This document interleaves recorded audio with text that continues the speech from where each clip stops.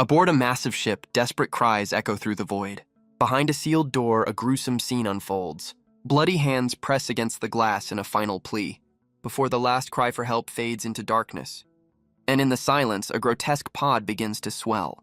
The strange growth spreads, consuming the ship's interior.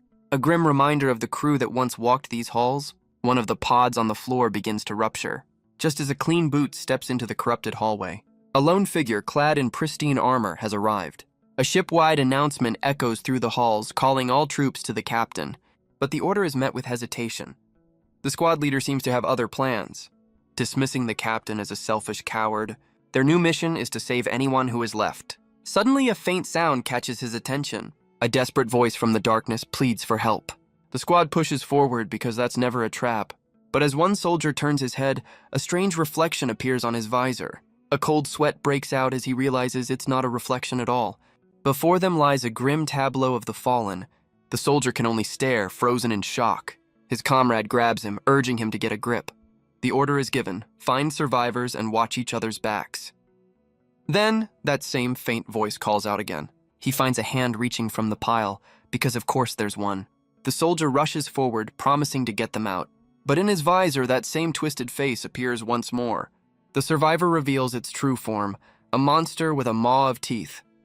His squad mates can only watch in horror as the trap is sprung. The soldier's head is snapped back, his helmet cracking under the pressure. His comrades can only recoil in shock at the sudden attack. The creature reveals its full, horrifying form, claiming its first victim. It stares them down with a bloodthirsty grin, its eyes glowing in the dark. Wasting no time, the remaining soldiers give the order to open fire. But the creature is impossibly fast, weaving through the energy blasts. They unleash a relentless volley, lighting up the cavern with their assault. The monster just takes it, looking almost bored by the effort. It leaps through the chaos, launching an attack of its own. And the soldiers realize too late that they are now the prey. The monster's blood is a weapon, a corrosive acid melting through their armor. Panic spreads as his squad mate rushes to administer an antidote. But there's no time, as another soldier is slammed against the wall. He collapses in a heap, his armor shattered. The suit's emergency systems engage, barely keeping him alive. All around him, the cavern has become a feeding ground. He can only watch in helpless fury. Guess their high-tech gear didn't come with a "don't get eaten" feature. With his last ounce of strength, he reaches for a device on his belt. But the creature is faster, pinning his arm with a crushing grip. But the creature that pinned him seems to have lost interest. A strange, fleshy pod detaches from its body and latches onto his helmet with a sickening squelch. A strange energy surges through him, rewriting his very being. His body thrashes uncontrollably as the transformation takes hold. The pod, its work complete, bounces away from the now still form, only to be swallowed whole by another monster. Table manners are clearly not a priority here, and from the remains of the fallen soldier, a new being rises. It looks around, confused and instinct-driven. Before turning its attention to the sealed door ahead, it reaches out, placing a hand on the scanner. But the system rejects the unregistered user. The creature looks to the small pod for a solution. It seems to have a very simple plan B. When in doubt, just throw a bomb at it. The resulting explosion rips the door from its hinges. Through the smoke, the creature emerges, its form fully revealed. A maw filled with rows of razor-sharp teeth. And inside it finds a terrified audience. It takes a single, deliberate step forward. The students can only scream in abject terror. As the creature's reflection fills their eyes, a new perspective emerges. It is a being that devours everything to grow without end. But this isn't reality. It's a game. A brutal sci-fi survival game where you choose a race and fight to exist. Sometimes our player is a metallic gremlin tearing apart starships. Other times, a hulking mutant dominating ground battles. Or even a hive mind master conquering entire worlds.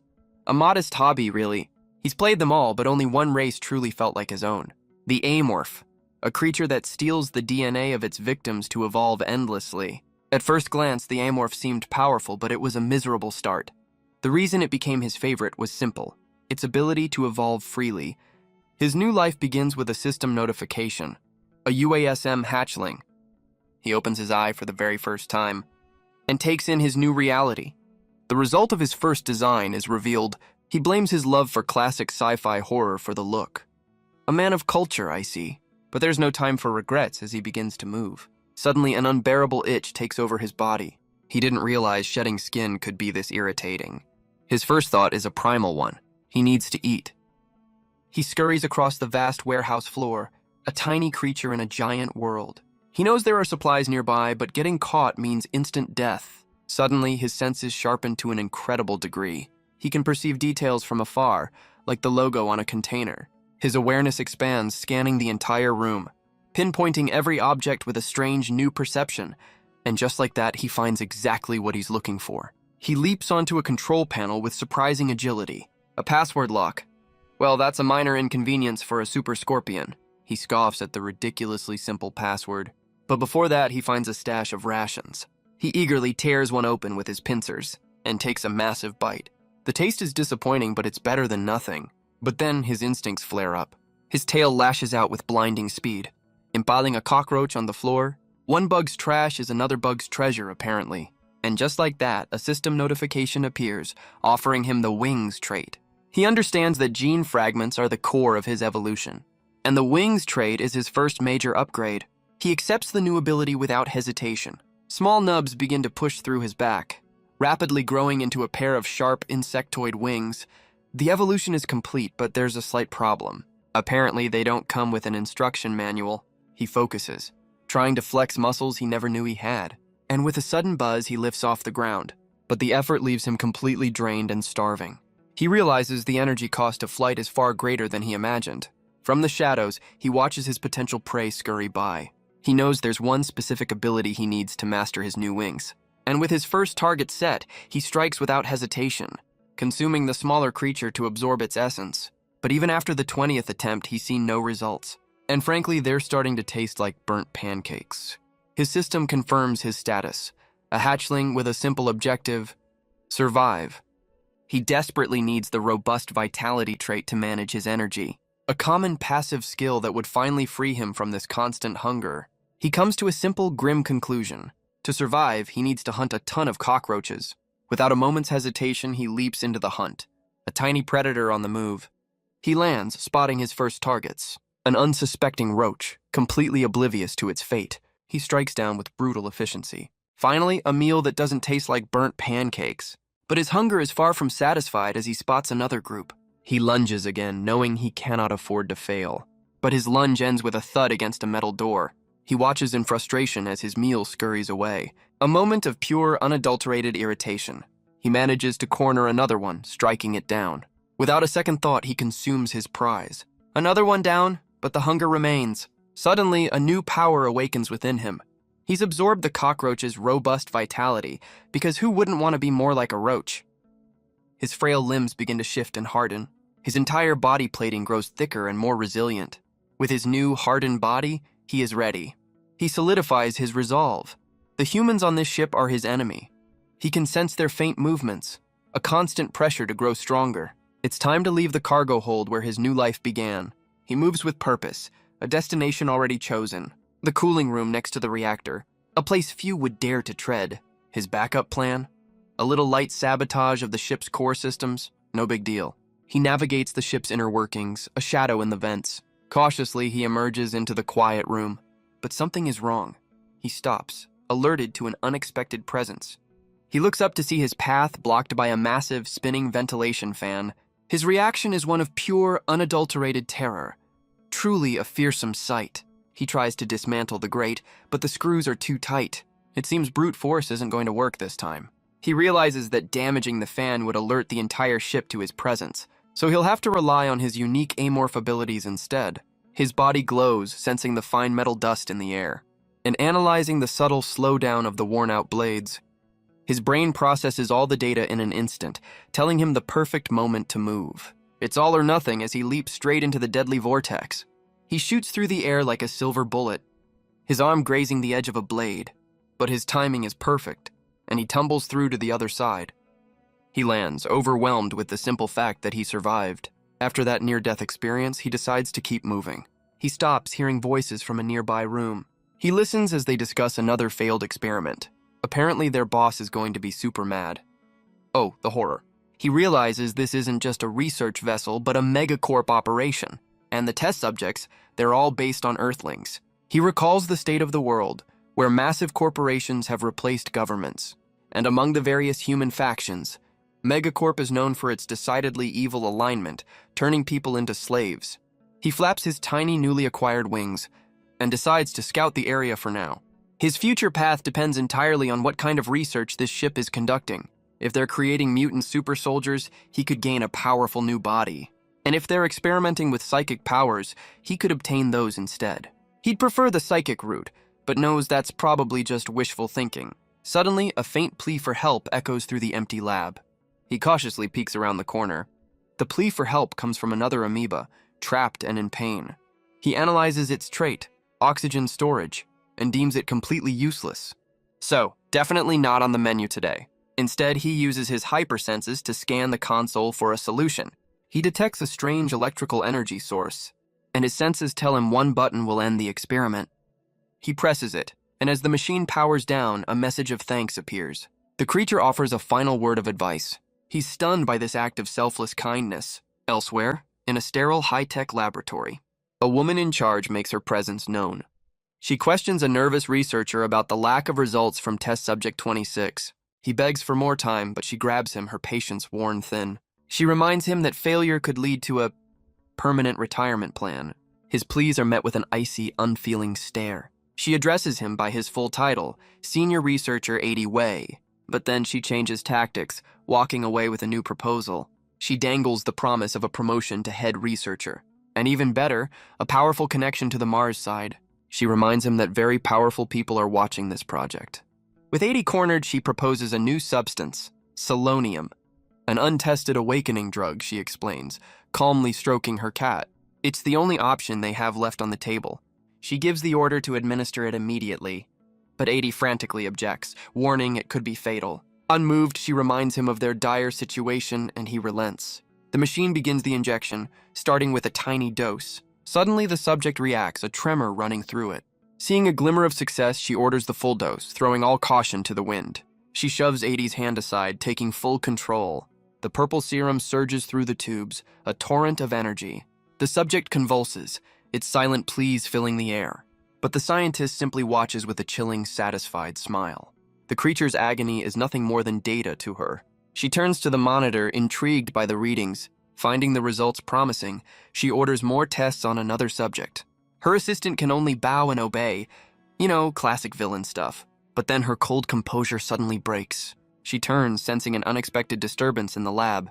She turns her back on the lab, leaving the specimens behind. But one of the creatures is still thinking about the MC's plea for help. The memory of it is deeply unsettling. Meanwhile, a woman holding a cat delivers a chilling prophecy of death. Just your standard evil boss with a lap cat. Deep within the facility, a vast network of pipes hums with energy, all of them feeding into a central, glowing core. The small creature from the tank is here now, preparing to act. It unleashes a stream of vibrant green liquid onto the machinery. With its work done, it lies back, satisfied. And from its efforts, a new power begins to swirl into existence. A new consciousness awakens, declaring the ship is now an extension of its body. Every piece of data, every secret on the ship, is now fed directly to its mind. It has spent its time creating minions, sending them out to hunt and spy. Through their eyes, it watches its primary target, a woman named Kisagari Yujin. She's the research leader, physically weak but the most important person here, and a major threat to its survival. The creature recalls an incident from 2 days prior, when an escaped test subject caused chaos. And it was Yujin who, in just 2 hours, built a tracker and led the team to recapture the beast. Talk about overqualified. A chilling realization dawns. If that creature had used the vents, it would have been found too. Yujin must be eliminated. But down below, the researcher suddenly freezes. She feels it again. The unnerving sensation of being watched. Yujin glances back, sensing something amiss. But up in the vents, the creature quickly retreats, dismissing its close call. It wonders how she could be so perceptive. Unless she has psychic abilities. Psychic powers, like telepathy and mind control, are common among a certain alien race. But they are incredibly rare among humans. Back in its nest, surrounded by stolen chocolate, the creature ponders its next move. A system notification reveals a new evolution, paralyzing venom. A perfect weapon for a creature with a physically weak body. A single drop can immobilize a human for 5 minutes. But getting close enough to use it is the real challenge. But dwelling on the problem won't solve it. It decides to take a break and enjoy its spoils. Soon it's on the move again, sneaking through the facility.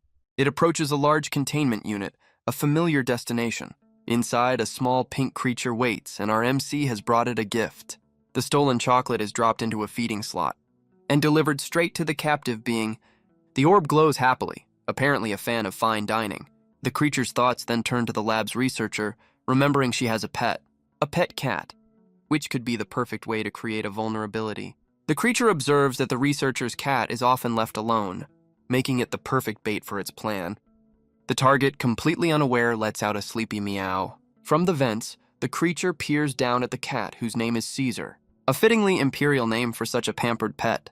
The creature muses that killing the researcher would be simple enough, but its escape route is blocked by a grid of laser sensors.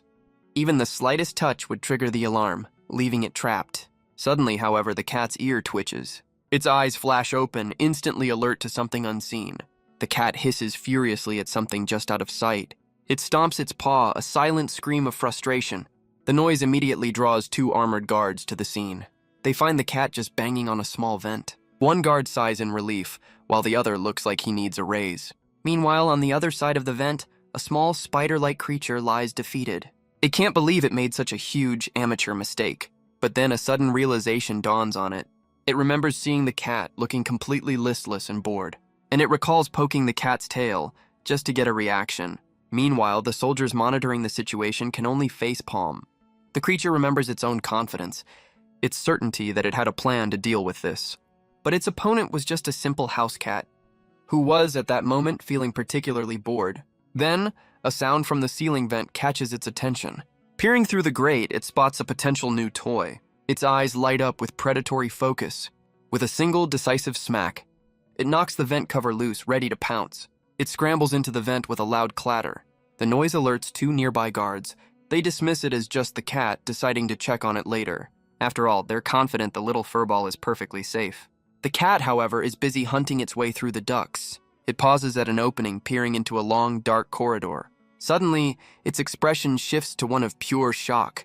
It calls out, trying to get someone's attention from its perch. But as it looks down, a mechanical horror descends from the ceiling. Its stinger tail slams into the ground with lethal force. The small creature lets out a final, desperate cry. It's swatted aside by the mechanical appendage, its life ending in a flash of terror. Elsewhere, someone watches in utter disbelief. The true culprit reveals itself, a tiny, skull-faced monster. It happily devours its prey, clearly enjoying the 5-star meal. Meanwhile, in a sterile, high-tech facility, a woman in a lab coat walks with urgent purpose, startling her colleagues. She strides through the command room, past armed guards and anxious staff. Her attention is fixed on one man, the captain. She confronts the captain, demanding to know where Caesar is. But his reassurances fall on deaf ears as she slams her hand on the console. She screams that her precious Cesar never misses a meal, so something is terribly wrong. The captain tries to reason with the research team leader, reminding her of their location. He argues the cat has to be somewhere on board, but she just demands he be found. He pleads for her to just wait for good news, but internally he's losing his mind over a missing cat. The priorities of the elite. She then asks about the guards, and he informs her they've all been detained. Her response is chillingly simple: execute them immediately. She leans in, demanding he use his authority for a summary judgment. Her face twists in fury, questioning his hesitation. He tries to argue for due process, for a proper investigation, but his words trail off. Even his own men turn against him, reminding him that this failure falls on the guards. She leans in close, claiming to understand his concerns, but she will use this as an opportunity to enforce discipline. She pauses, a wave of stress washing over her. Then she turns away, giving him a 2-hour deadline. If he fails to deliver, his position as captain is forfeit. No pressure, though. She leaves him stewing in the pressure, watched by his own subordinate, and the captain can only slam his fist down in utter frustration. Elsewhere, someone searches for him from above, peering through a grate. But the little scorpion knows exactly where his pursuer is, already digested. He turns his focus to a new ability he acquired, the Wild Instinct trait. He's an expert on the trait fusion system, having memorized every combination from the game. But this new trait, stripped from the cat he defeated, was one he'd never seen before. The system automatically fused it with his hypersenses, creating the evolved predator instincts. He'd tried to activate it to scan for danger, but his senses were already overloaded, and the new skill simply failed to trigger. He realizes it's a passive skill that only triggers near a real threat. So for now, he's safe. He wonders what she's up to. And right on cue, a hand slams down in frustration. Kisagari Yujin is seething with absolute rage. Meanwhile, a small creature watches from its cage, musing that everything is going according to plan. It smirks, having achieved its second objective: to create a massive rift between Yujin and her soldiers. The source of the conflict? Her pet cat, which ate better than any of the guards. Apparently, nothing fuels a rebellion like watching a cat eat premium steak. She was an untouchable elite, a noble from a megacorp looking down on them all. Since they couldn't protest against her, the cat became the target of their hatred. But now that their buffer has been violently taken away, the trust between commander and soldier is completely shattered. A monstrous entity whispers its thanks to the cat. For now, it's time to collect the genetic fragments of Kisaragi Yujin. In a hidden lab, a researcher realizes he's in deep trouble. He bolts from his station and rushes to a control panel. He activates a containment pod, giving a rude awakening to a creature inside. He runs down a long corridor lined with experiments, as if he's window shopping for monsters. His face is a mask of pure desperation. He stops before one particular pod, remembering another asset he had stored away. A twisted, desperate smile spreads across his face. He slams his finger down on the activation switch. A surge of energy courses through the containment unit. A memory flashes, a subject's desperate pleas for help. Cries that eventually faded into silence. With a final press, he initiates the release sequence. He glances back, a look of grim satisfaction on his face. And as the pod begins to rupture, he simply walks away. Behind him, a monstrous spider-like creature stirs in its cage. Its eyes open, and it seems to utter a single chilling word: pleasure. Meanwhile, in the sterile silence of the labs, other creatures wait in their cages. A crab-like being stares out, lost in silent contemplation. Nearby, a metallic scorpion stirs from its slumber. It rises with a singular chilling promise, not comfort but vengeance. Elsewhere, on the bridge of a ship, tensions are running high as a captain demands results. He's told to wait, but a woman's voice cuts through the tension like a knife. Her face cloaked in shadow, she asks if he dares defy the will of the capital's nobility. The captain stammers, trying to assert his rank on his own ship, but she reminds him that his position is a privilege she can easily revoke, and that she has every right to detain him for his insubordination. The captain and his subordinate stare back in disbelief. He insists it's his right to detain anyone who disturbs the peace on his vessel. Elsewhere, a bruised observer watches the drama unfold with a grim smile. Deciding he's seen enough, he turns and walks away from the screen. Now flanked by 2 armored guards, he marches down a sterile hallway. He stops suddenly before a door marked toilet. He tells the guards he'll be right back after using the restroom. But in a flash, one of the guards is struck down without warning. As the second guard reacts, a voice creates the perfect diversion. And with the crew distracted, the captive creature seizes its chance to escape. The creature's inner monologue reveals the guards are scattered. It knows its target was left alone in the women's restroom. So much for a security detail, with no security measures in place to stop its movements.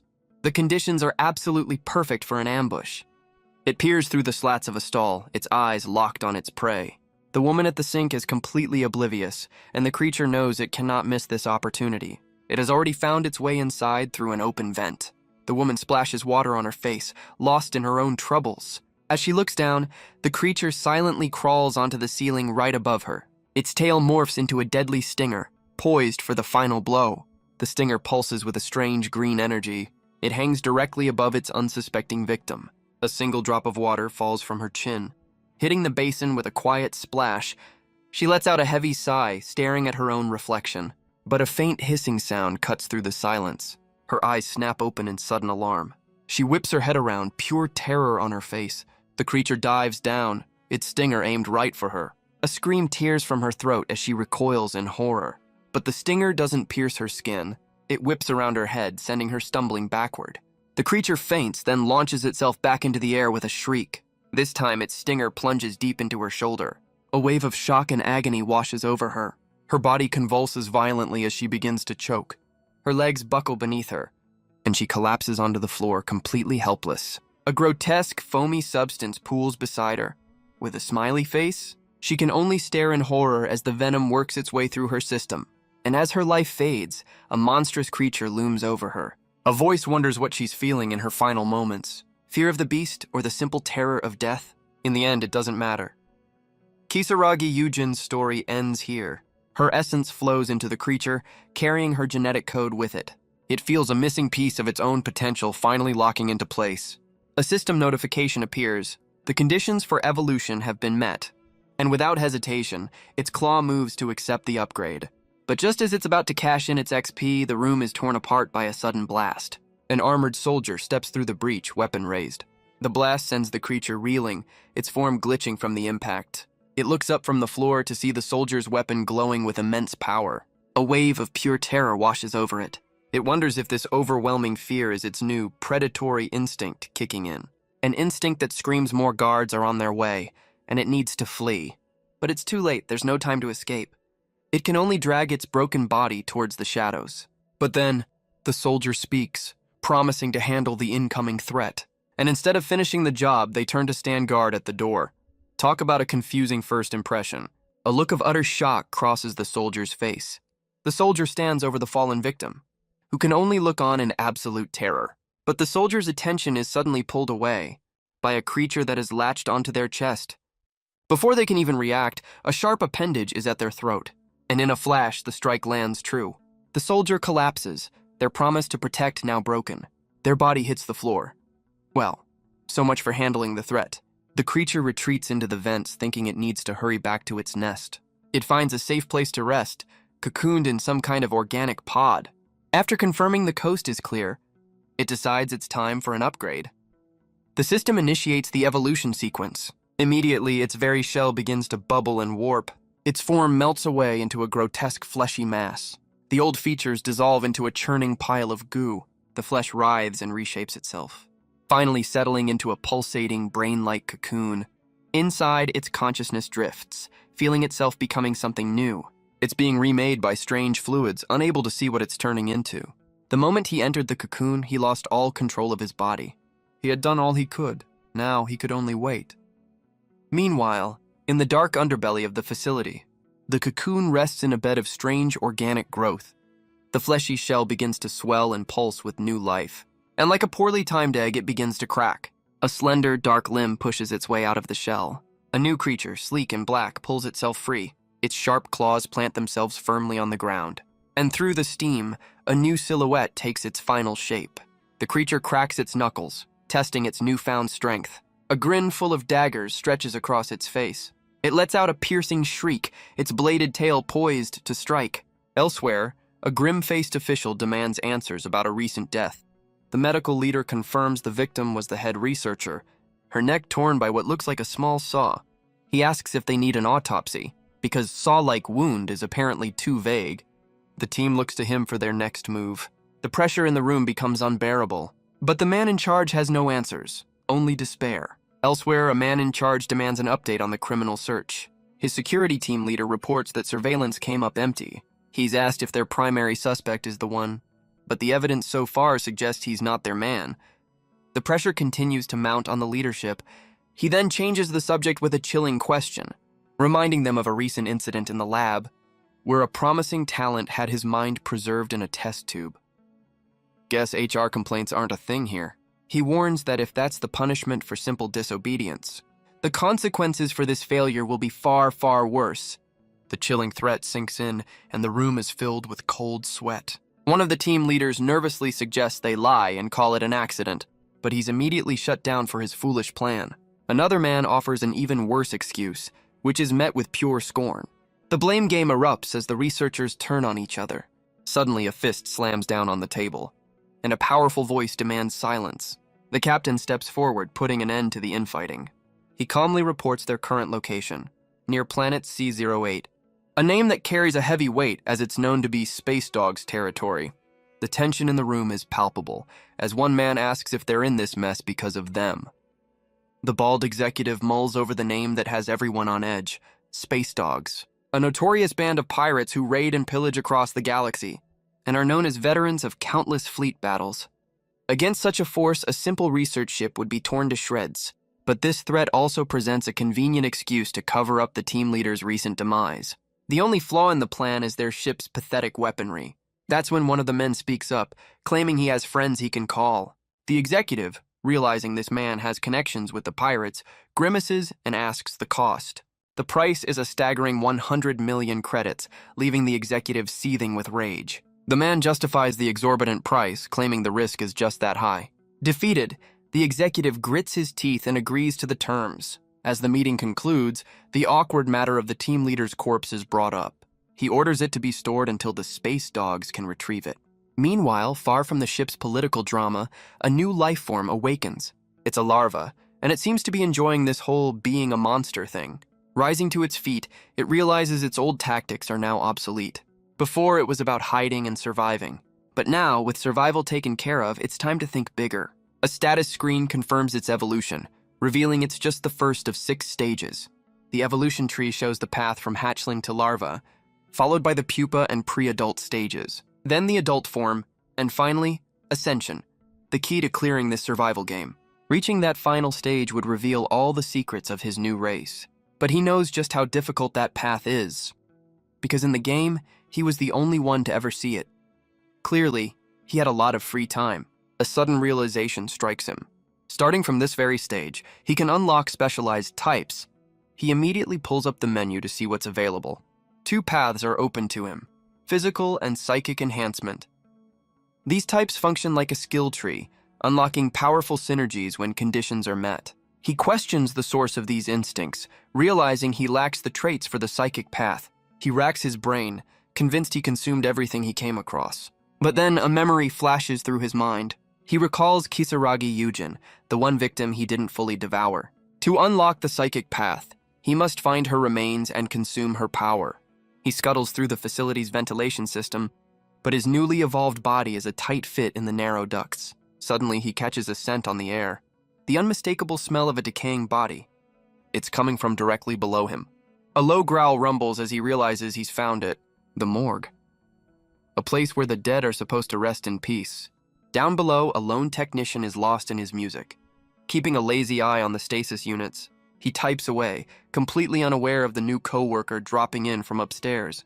But then he pauses. A foul stench suddenly cuts through the sterile air. His eyes widen in alarm. He looks down to find a steaming, acidic substance melting a hole in the floor. And staring back from the darkness of the vent is death itself. He reels back, his mind racing to understand the leak. His first instinct is to call for the guards. But before he can even take a step, a shadow falls over him. A flash of violence and his world turns red. And his work here is permanently concluded. Elsewhere in the lab, a body lies still on a slab. A monstrous hand reaches out from the shadows and reveals a horrifying creature looming over its next subject. Its thoughts turn to another body, a noblewoman perfectly preserved after her passing, a body that no one was ever supposed to touch. The creature holds its prey, realizing it feels no guilt for the kill. It questions if this monster is what it has become, or what it always was. But such philosophical questions are a distraction from the primal need to feed. This is the law of its new existence: kill to survive, and the fallen are nothing more than fuel. As it finishes its grim meal, its teeth hit something hard. A strange, glowing core pulled from within the body. It gives the device a brief, curious glance before shattering it in its fist. And just then, a notification screen materializes in the air. Just as he suspected, the system confirms it. He's acquired the psychic organ trait from his victim, a power that his current amorph form can't even use. Still, he accepts, needing to fill his trait slots to evolve. His body shudders as the new gene is integrated. He takes a moment to contemplate his new, monstrous form. He muses that perhaps this trait will become useful later. With Kisaragi dealt with, he moves on to the next course: a guard. A dark stain is all that remains of his meal. But his hunt is suddenly interrupted. He realizes the next doctor's shift is starting soon. And once they see this room, they'll know a monster is loose. He knows he's not yet strong enough to face the entire crew. He needs a way to buy time to grow stronger. An idea begins to form: a smokescreen. He thinks of the morgue, the chemicals, and a truly wicked plan. The scene shifts, pulling back to the vastness of space. We see Earth, the unofficial capital of the megacorp, home to the 5 great houses that rule, including the House of Yujin, a house that grew from a small Korean company to owning the entire nation. This city is a marvel of technology, with maglev trains and artificial suns. And high above it all, a small traditional village exists in a bubble. Here, a man tends to the earth with a simple tool. He works with a peaceful, contented smile on his face. But his solitude is broken by two men in suits watching from a distance. The farmer continues his work, unfazed by their presence. He finally rises, telling them he's ready to talk. The two visitors, a stern bodyguard and an older attendant, approach. The farmer asks their business and they tell him it's about the young lady. The attendant clarifies, his voice laced with worry. It's about Miss Kisagari, the third daughter. The farmer smiles warmly, asking what happened to Kisagari. The bodyguard delivers the grim news. Her transmitter has been destroyed. But the farmer dismisses it, certain he gave her no difficult tasks. Her last signal, the agent explains, was from Space Dog territory. The farmer places a hand on the man's shoulder as if to comfort him, and then immediately smashes his face in. So much for comfort. The bodyguard is sent flying backward from the sheer force of the blow. He lands hard, left incapacitated on the ground. The farmer, his face now a mask of cold fury, raises his hand for another strike. His simple farming tool falls to the dirt, now a weapon. With a grim smile, he orders his men to clean up the aftermath. He turns to a subordinate, reminding him that tools are not meant to ask questions. He clenches his bloodied fist, recalling the immense cost of creating Kisagari, and he wonders who would be so bold as to disturb the peace of House Eugene. The scene shifts as he discusses the attack with a trusted older advisor. He quickly rules out the rival House Egerton as the culprit. Their leader, he claims, is a coward who wouldn't dare make such a direct move. He asks for his advisor's theory, who suggests the involvement of TNC. A sharp glint in his eye confirms they've reached the same conclusion. The truth is revealed. TNC and Egerton, while public rivals, are secretly in collusion. He muses that the snake was planning to seize control all along. His advisor confirms it. Chamberlain of TNC is after his position. The leader lets out a sharp, almost amused laugh, which quickly fades into cold, calculating fury. With justification on their side, he decides they will be the ones to strike first. The advisor bows, understanding the grim order. Guest diplomacy is officially off the table. The command is chillingly specific. Bring him Samuel Yu and everyone connected to that ship. His eyes burn with rage, roaring that those who damaged his property deserve death. Elsewhere, a figure stands amidst a swirling mist. A bald man stares in horror, unable to comprehend what he's seeing. The scene is one of utter chaos, a morgue filled with smoke and fallen personnel. The bald man confirms the report. He saw smoke and discovered a fire. But he was barred from entry, leaving only the medics to handle the situation. A senior doctor examines the remains, puzzled how a fire could start here. But then, a small detail on one of the bodies makes his blood run cold. He quickly asks a colleague if all the bodies have been accounted for. A horrifying realization dawns on him. Someone is missing. He immediately orders the captain to assemble all team leaders. The news is delivered in a tense meeting. The bodies of the guard and the research leader are gone. He screams in disbelief, wondering if the dead simply walked away on their own. He turns to the medical chief, demanding to know if he's certain. The chief confirms he's checked repeatedly. Only 2 bodies are gone. He explains that a chemical fire is a remote possibility, leading the commander to conclude it was arson. As the leaders wonder who the culprit is, one man nervously suggests an alien is on board. He's immediately shut down by an angry colleague for his ridiculous theory. The commander cuts through the bickering, refocusing everyone on the missing research leader. The captain then reveals a critical piece of information: a scheduled meeting with pirates. He declares they must find the body at all costs, and to do that, they must first find the traitor. At the mention of a traitor, the blonde-haired leader begins to sweat bullets. The captain's eyes blaze with fury, warning that anyone afraid of the noble capital's retaliation had better cooperate. The captain turns to another subordinate, the head of risk management. He orders him to lie to their contacts, assuring them the delivery is on schedule. The subordinate calmly points out they just need to find the body before the rendezvous. With that settled, the captain turns his fury back to the head of security. He grabs the blonde leader, telling him his best is no longer good enough. He's given absolute authority to search every crew member and find the traitor. But while the humans search for a mole among them, the real culprit is hiding in the vents. An alien creature, its plan having gone off without a hitch. It recalls setting the fire, a perfect way to hide its identity and flush out its foes. A little chemistry, a little alien blood, standard arson. The creature is surprised the humans are even discussing aliens. Meanwhile, a man in a dark coat grows suspicious of the new acting leader. The alien, however, sees the pirates as an opportunity, a source for new genetic material. Suddenly, its attention is drawn to a presence nearby. It recognizes him as the supply manager, the very man who denied its existence. Funny how the biggest skeptics are always the most suspicious. He presses a panel on the wall and slips quietly into the cargo hold. The alien follows from above, its own curiosity piqued. It wonders what kind of secret he could be hiding down there. The alien's senses focus on a single container. This one is different, with high-tech security and thick walls. Whatever he's hiding, it's important enough to change the alien's plans. Meanwhile, the man in question is drowning his sorrows. His colleague tries to stop him, but the team leader is lost in his own world. He feels like he's not even living anymore. His mind flashes back to a deal with a black market merchant. He recalls smuggling a crate of mysterious eggs, and one of them hatched. He looks at the broken containment unit, remembering his one critical mistake. Now he's trapped by his secret, terrified of what the captain will do if he finds out. Elsewhere on the ship, a crewmate loudly blames alcohol for his problems. The bartender finally cuts him off, telling him the bar is closing. He's forced out and begins to stumble down the corridor. He wobbles through the ship's hallways, lost in a drunken haze. A sudden wave of confusion washes over him, and in an instant, that confusion is replaced by cold, sobering fear. He whips around, shouting into the darkness, asking who's there. He stares down the long, empty hallway, sweat beating on his brow. Only a heavy, unnerving silence answers him. He curses his luck, a grim realization dawning on his face. His heart hammers against his ribs, each beat a drum of pure dread. He dares a glance back into the oppressive darkness, and catches a glimpse of something unnatural slithering away. His mind struggles to comprehend the impossible sight. Logic shatters and raw instinct takes over. Run. He flees, a desperate prayer escaping his lips. He slams his hand against a panel, begging for the door to open. It slides open just in time for him to tumble through. A truly graceful entrance, if you ask me. Shaking, he reaches for the emergency phone, his only lifeline. But his call for help is drowned out by a violent banging on the door. He can only listen in horror as his fragile sanctuary is breached. The door he just sealed splinters inward, revealing the very thing he was running from.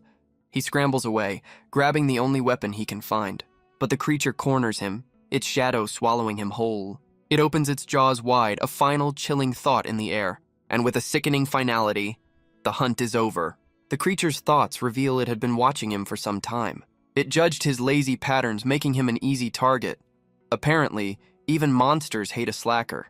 It muses that it's just helping the captain save on salaries. But it's disgusted by the absolute mess left behind. Now its real objective comes to mind, finding the ID card. Its search is briefly interrupted by a photograph. It notes that its current form leaves it feeling nothing. Shaking a folder, the prize finally falls out. With the ID card secured, it has everything it needs. But first it decides it should probably clean up the evidence. The creature disposes of the remains, but finds the taste underwhelming. Even monsters can be food critics. With its task complete, it slips back into the shadows. With the stolen ID card in hand, it approaches a secure terminal. But the system requires a handprint too. Good thing it brought a spare. The heavy doors hiss open, revealing a cold, hidden chamber. Inside, it finds a laboratory filled with secrets, just as it suspected. The pods are cryogenic freezers, confirming the man was a smuggler. But then, a sudden chilling realization strikes it. It looks down and sees something familiar. Amorph eggs.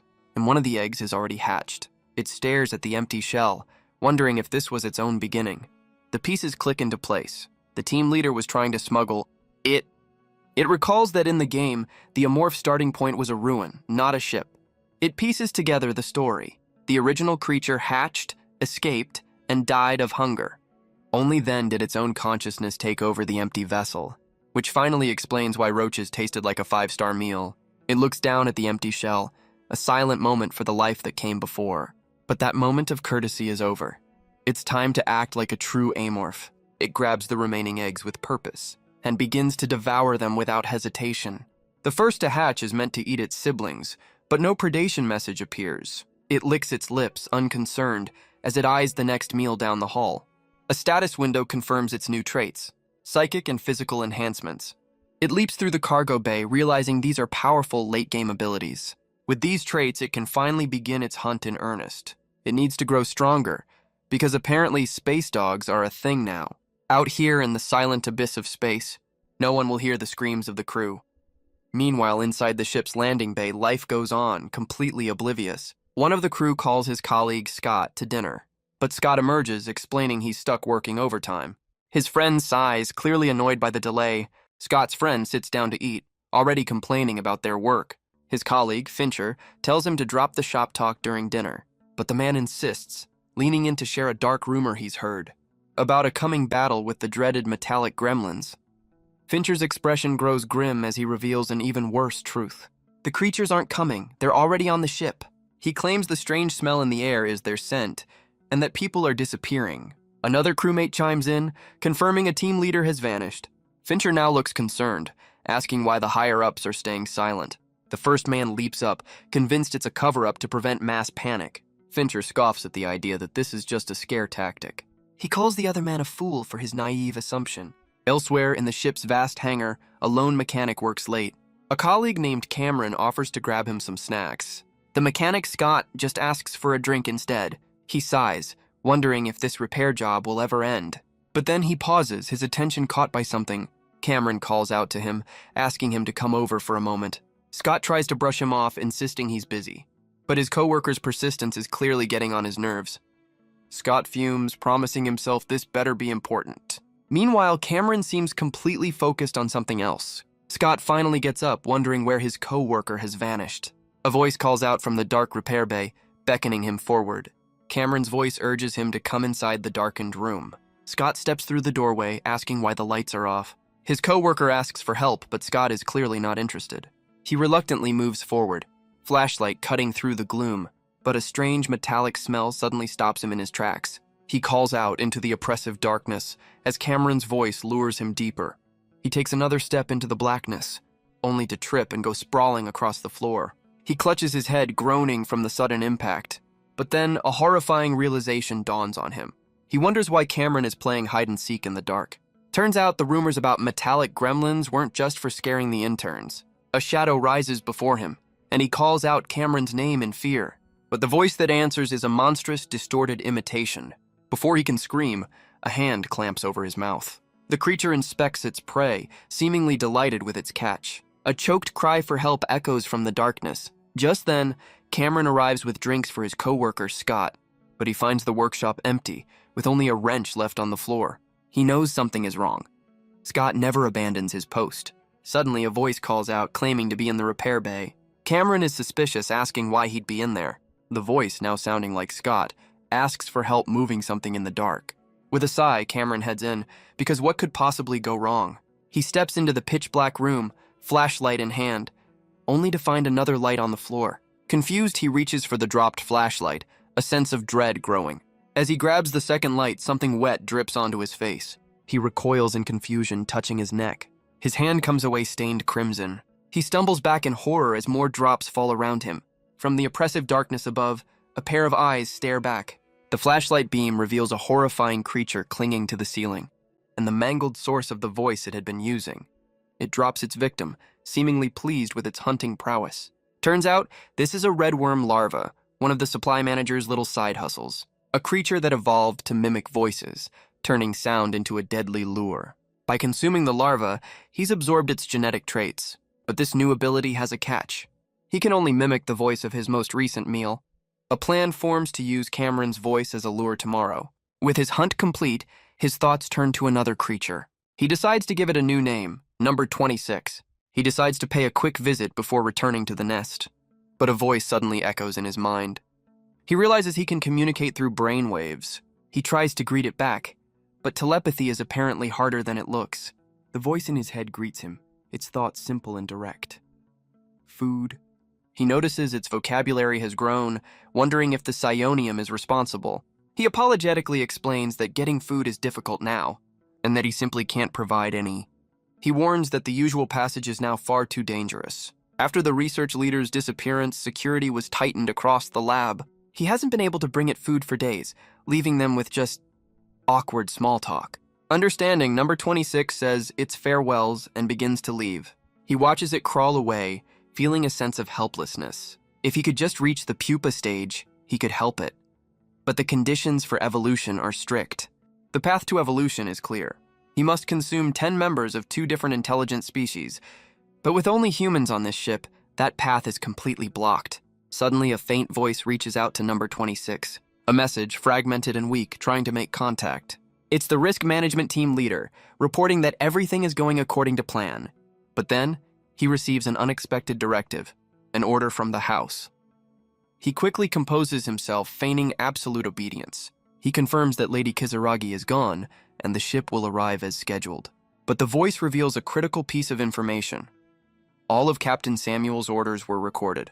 The team leader places his hand on a console, clarifying his true allegiance is not to the house, but to Master Jungwoo Eugene. The team leader gives his final instructions to the creature, which gladly accepts its new mission. The creature muses on the team leader's cunning, realizing he's playing a much deeper game. Elsewhere, a very angry, very bald man is having a very bad day. He slams the table, reminding everyone that they're meeting with pirates in 2 days, and that despite all their security, people keep disappearing. He demands a head count of the missing, and the number is a grim 8. He accuses them of being in league with the perpetrator. While the creature itself listens from the vents, amused by the irony, the man slumps back, utterly defeated, when a calm voice cuts in. It's the team leader, defending the security chief and vouching for his efforts. The man is furious, questioning why he's defending a failure. He stammers, trying to clarify his accusation. But the team leader clarifies his point. The search was perfect by human standards. He suggests an unknown entity is to blame, while the real culprit listens in, amused. The risk management leader scoffs, reminding them the ship's AI once ran battleships. He's confident that any mere animal would have been caught instantly. The team leader then brings up a chilling point: the empty freezers in the supply container. He asks where all the supplies could have possibly gone. 2 other men look up towards a vent, their worst fears suddenly dawning on them. He asks where a monster could hide, clearly not a fan of classic sci-fi horror tropes. The team leader declares there are still places they haven't looked. He points directly upwards to the ventilation ducts, a network that spans the entire ship, with more than enough room to hide. But another man is skeptical, recalling how even small creatures can bring down battleships. Unseen by them all, the creature known as Arnold silently plots its next move. In the command center, the higher-ups are more concerned with the political fallout, because a missing body could trigger a war, which is just terrible for quarterly reports. The commander decides they must deal with the internal threat first. He asks the risk management leader for his plan, who requests 6 squads for the search. As the order is approved, the monster crawls deeper into the ship's metal guts. The monster reflects that it lasted a while, but this confrontation was always inevitable. It knew Arnold's cautious nature would mean the ducts were secured and sealed. Now cornered in its nest with no escape routes, a decision must be made. The classic dilemma, fight or flight. As it decides, a change begins to ripple through its body. Back in the command center, the risk management leader explains his reasoning. He knows only the ship-wide duct system could hide something so well. He declares that to protect their people, they must first deal with the monster. You know, basic pest control. But the pest they're hunting has just received an upgrade. It scoffs at their arrogance, thinking they can capture an amorph so easily. It declares its identity as the amorph, a predator to its very core. And with a terrifying roar, it embraces the coming fight. They plan to capture it in the ducts with just a few soldiers. The amorph will teach them what hell in space truly looks like. With a single touch, it sends a shockwave through the ship's systems. Its hypersenses begin analyzing every single part of the vessel. It now sees the ship's entire layout and the movement of its enemies. The spaceship has become its body, a parasite infecting an inorganic brain. It knows the command crew is gathering on the bridge, planning their futile attack, and it watches the armed soldiers splitting up to hunt it down. So much for the element of surprise. It has a rough plan in mind. Time to give its guests a warm welcome. Meanwhile, in the control room, Team A begins its sweep through the corridors, and the comms officer directs Team B to do the same. But one of the squads is already reporting radio interference. The scarred commander watches on, believing the monster took out one of his own. He knows they must eliminate all variables before their special asset arrives. He makes a silent vow to end the creature's existence today. On the map, both teams move predictably, taking the same turn. Then, one soldier's radio cuts out, forcing him to stop for repairs. How convenient. In the control room, the commander orders a slow, thorough search. Something catches his attention. He notices a camera on B3 isn't moving. The operator radios the soldier to check its status, but the line is completely silent. Then a voice finally crackles through, claiming all is well. Still, the operator orders another soldier to meet up with him. On the map, the 2 units begin to converge. One dot moves steadily toward the other, until the 2 finally meet. But back in the control room, chaos erupts. The team leader is asked what happened to Unit B2, and he can only stammer that he has appeared. A cold sweat runs down his face as the reality of the situation sinks in. The communications officer frantically reports that they've lost contact. The monitors are all static. B2 has vanished without a trace. The higher-ups are stunned, unable to process what just happened. They demand answers from the panicked officer. Looks like someone's getting a bad performance review. But all eyes turn to the risk management leader who stands frozen in shock. He realizes a soldier in enhanced armor was taken down instantly and clenches his fist, admitting he gravely underestimated his target. Snapping out of his shock, the leader barks out a new command. All units are to consolidate their forces and search for the missing soldier. Deep within the facility, Team B3 acknowledges the order. The leader knows that staying separated is a death sentence. Finally, some basic horror movie survival sense. On the map, the two remaining teams move to rendezvous. But then, a tense voice comes over the comms from Team B1. He hears something. The control room holds its breath as he reports someone approaching his position. A moment later, the tension breaks. It's just Team B3. The comms leader lets out a sigh, asking for confirmation once they've linked up. But the only reply is static. The static gives way to a horrifying message. B3 has been taken by the enemy. As chaos erupts, a new figure steps onto the scene. The team leader takes command, demanding a detailed explanation from the panicked operator. But the man can only say it happened too fast, drawing the leader's explosive anger. He stammers an apology, clearly out of his depth. Looks like someone's getting a bad performance review. Overwhelmed, the comms leader throws his headset down in defeat. But the team leader is already processing the information, questioning how they could miss something so close. He notes that neither team appeared on the cameras, an impossibility unless it was intentional. Then, a sudden, chilling realization dawns on him. He picks up the headset, a grim understanding settling in. He brings the headset to his ear, his face a mask of cold certainty. Speaking into the mic, he addresses Team B1, demanding they identify themselves. He repeats the order with chilling intensity, leaving no room for evasion. On the other end, the voice clicks its tongue, realizing the ruse is up. And just like that, a monstrous hand smashes through a monitor in the B1 control room. The operators can only stare in wide-eyed terror. As the feed cuts to static, one of them falls back in shock. The team leader, now sweating, desperately tries to raise Team A1, but the only response is a menacing, silent glare from the other side. Guess he's not much of a talker. Then a new voice calmly explains that he's already taken care of Team B, as a monstrous appendage is shown amidst the wreckage. The voice explains its strategy, using their own wavelengths against them.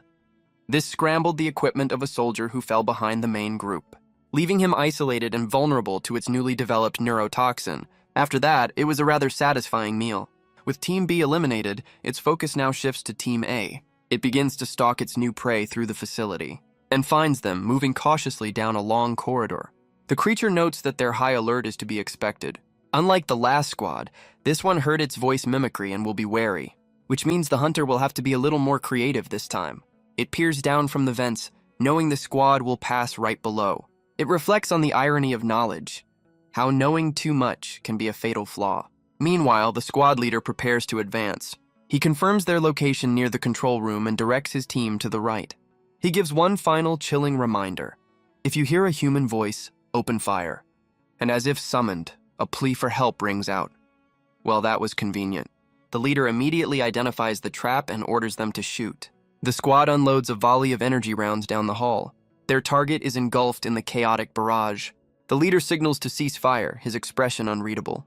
The leader orders the rest to hold their position and provide support. But as one soldier advances, he's ambushed from the ceiling. A cry of pain echoes down the hall as his squad mates call out. He desperately tries to warn them of the enemy behind him. The creature has taken him hostage, using him as a shield. The squad hesitates, but the leader's command is absolute.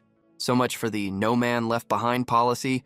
Reluctantly, the soldier raises his weapon and opens fire. A storm of green energy once again floods the corridor, piercing both the monster and their own comrade. The corridor is empty, but the orders from command are clear. Capture the target, no retreat. The soldier they shot through gasps for air, his life fading.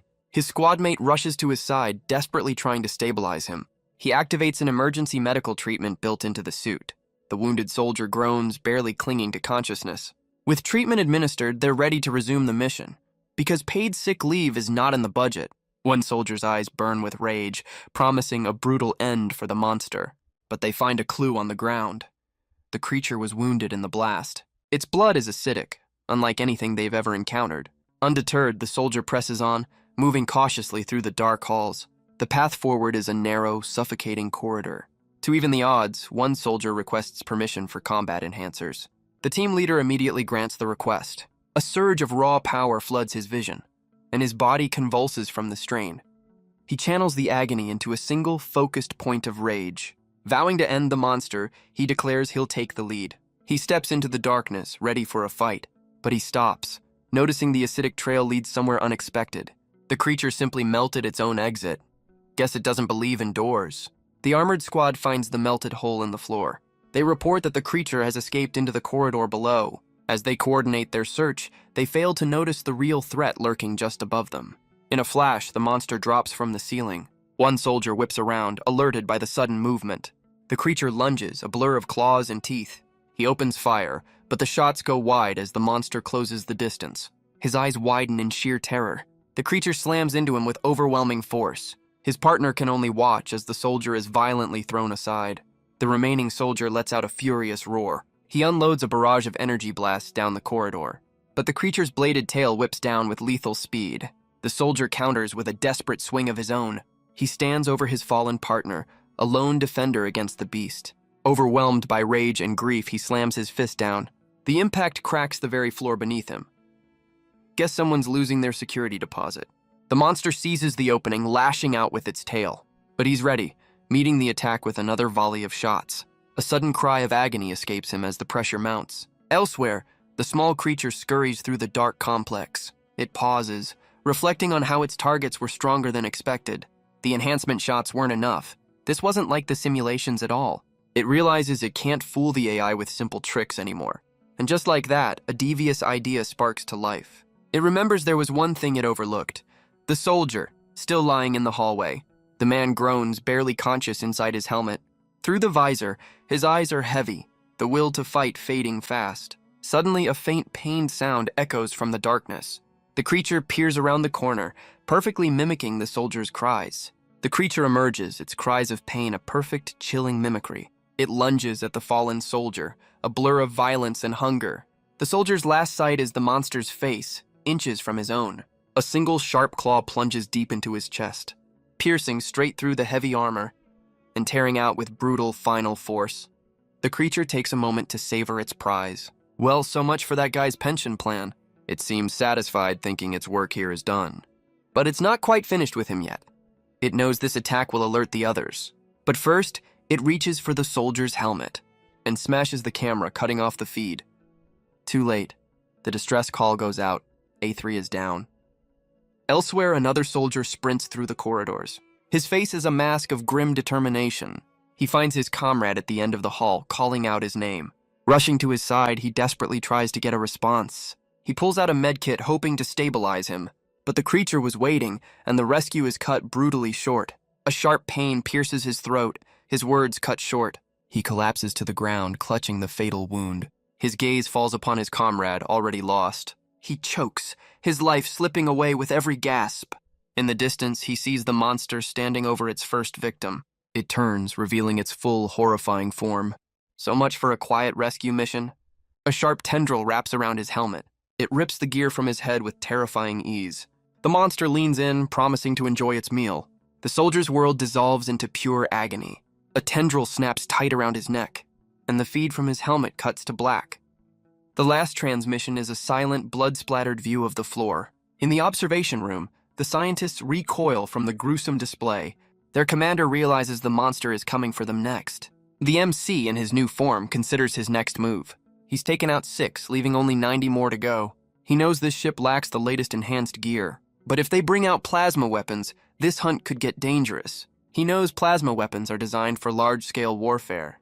The standard models are too cumbersome for a single soldier. At best, they might have 1 mid-weight launcher per squad. But given this ship's outdated armory, he doubts they even have that. He watches from the shadows, waiting. The soldiers move to the agriculture section, thinking he's preparing a siege. And with them distracted, his opportunity arrives. While they search the wrong place, he'll hunt the leaders. Elsewhere, panic spreads through the command team. And one officer has a brilliant idea. It's probably that other monster on board. Crouched within the vents, he listens in on the command team's frantic debate. He learns the gear he just shredded was supposedly their best. Above, the bald commander rages, blaming their losses on cheap equipment. But the risk management leader coldly dismisses his excuses. He insists they must act with the limited information they have.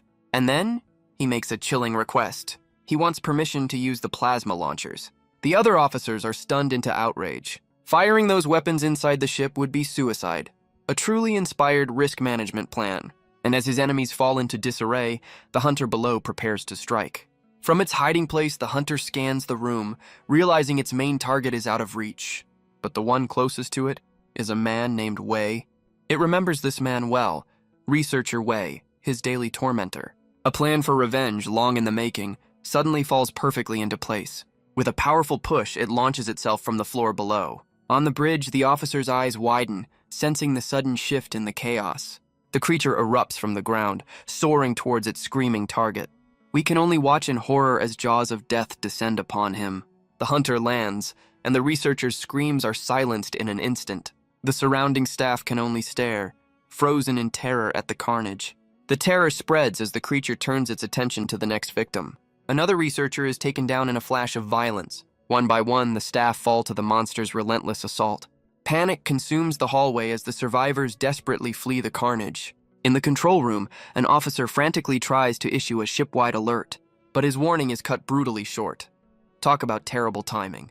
The bridge falls silent, another room claimed by the hunter. Suddenly, a strange green light emanates from the creature's body. But one man stands his ground, aiming a simple pistol at the beast.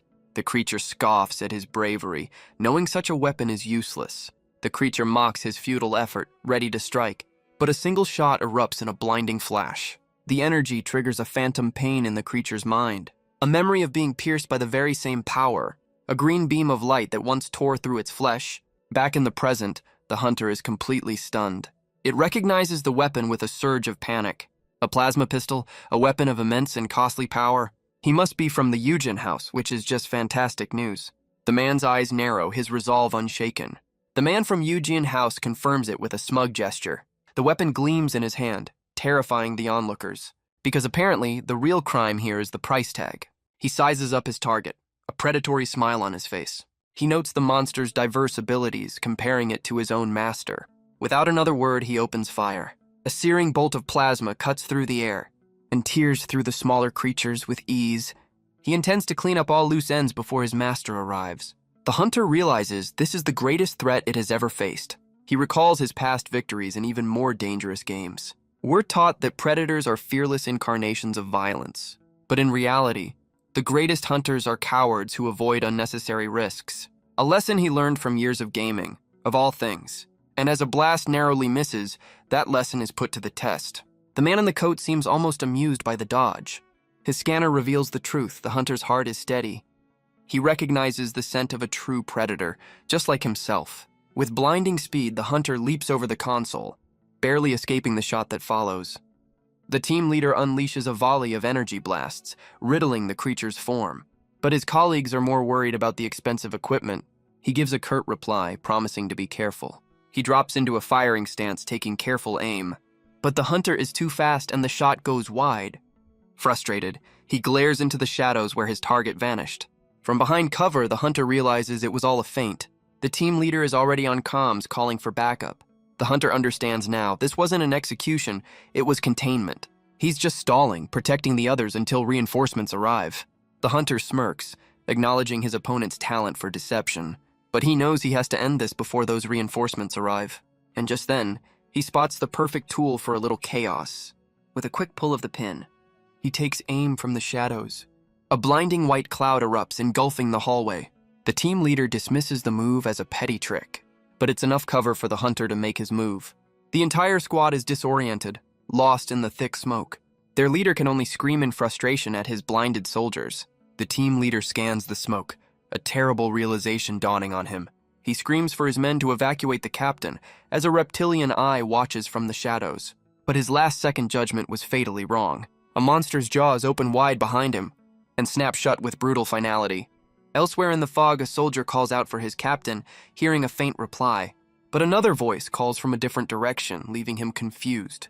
A comrade warns him it's a decoy, unaware of the creature creeping up behind him. Another swift, silent strike thins the squad's numbers. The last soldier stands frozen as a voice reveals the team leader has fallen. The blonde soldier screams a warning, claiming the voice is a mimic. He runs through the fog, insisting he's the real team leader. He orders the last man to open fire on the monster, but instead, he's the one who fires his weapon, sending a searing blast into the mist. A hand trembles, its owner's shoulder torn apart by the attack. The true team leader emerges from the smoke, wounded but furious. Looks like the monster picked the wrong guy to impersonate. He spots the imposter and unleashes a counterattack of his own.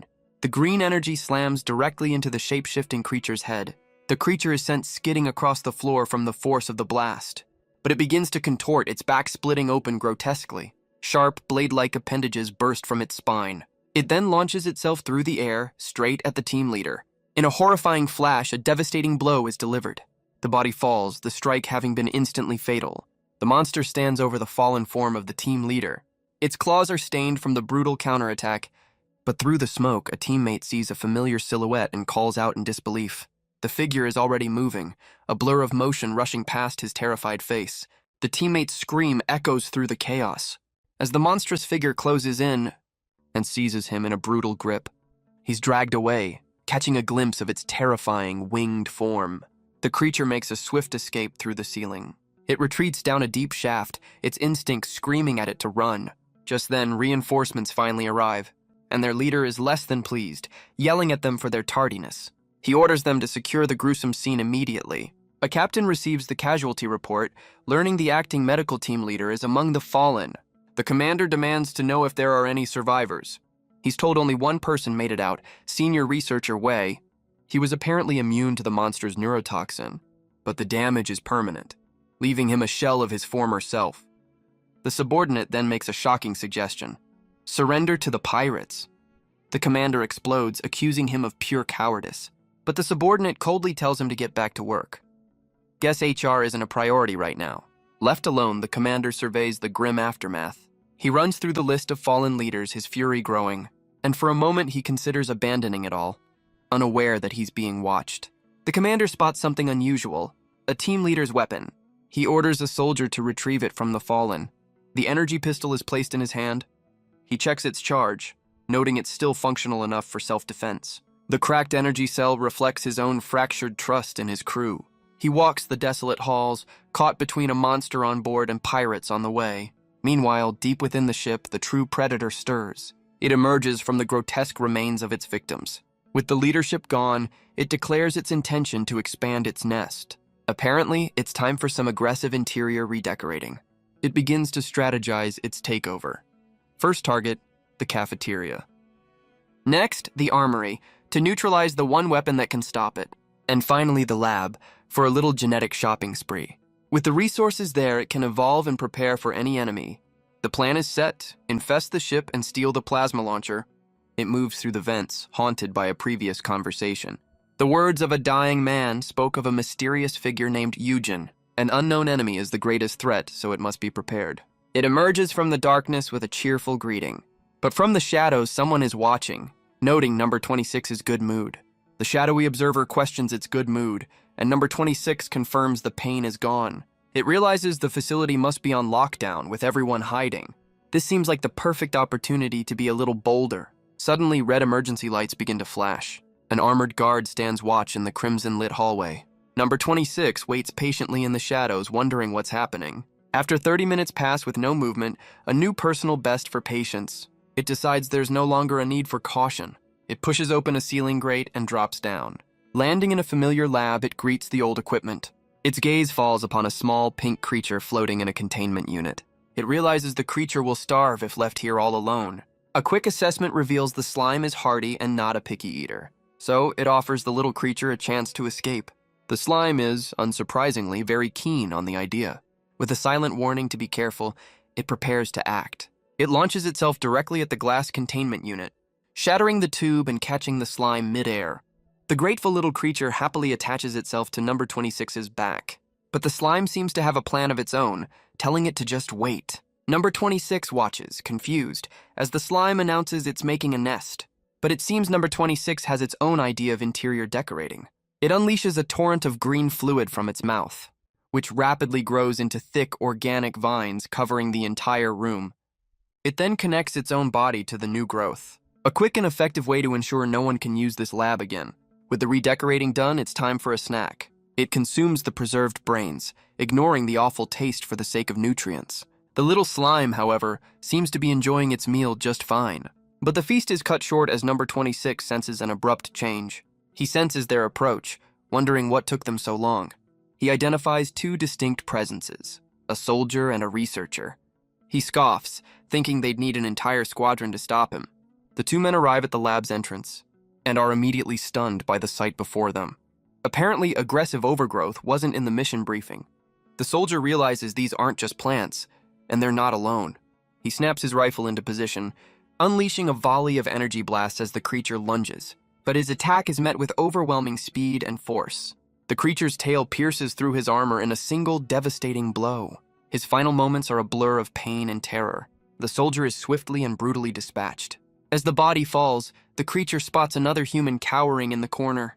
The researcher's pleas for mercy are ignored as a claw descends upon his face. But the creature hesitates, a strange sensation echoing through its mind.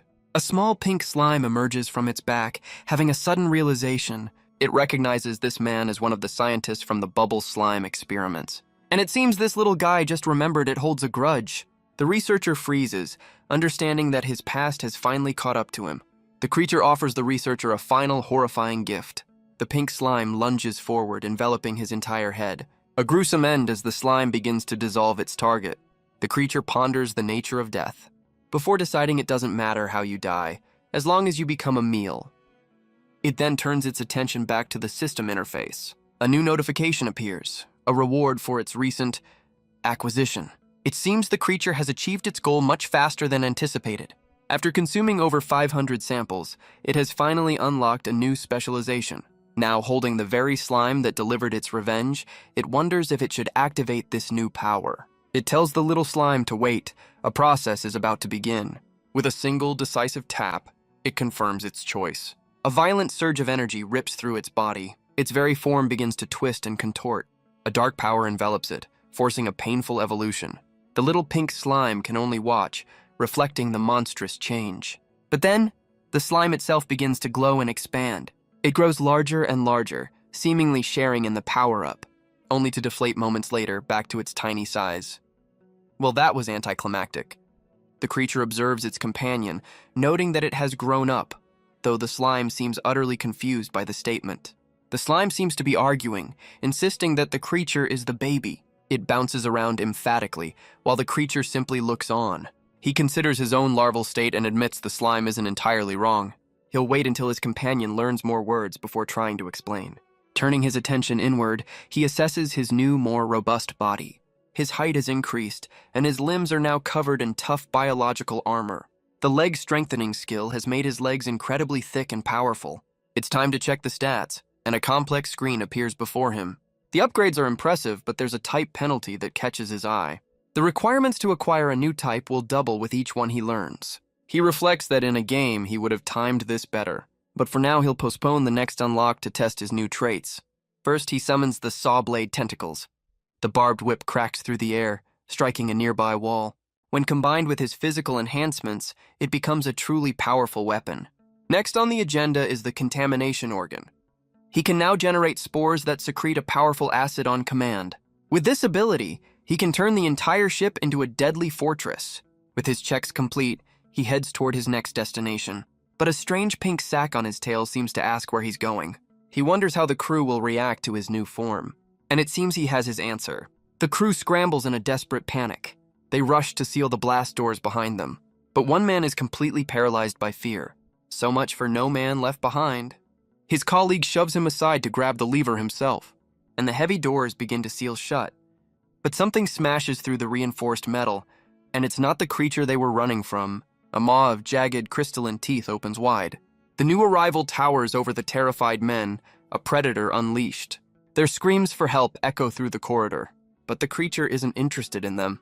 It lunges into the crowd behind. A desperate hand slaps against the door, leaving a final fading mark of the chaos within.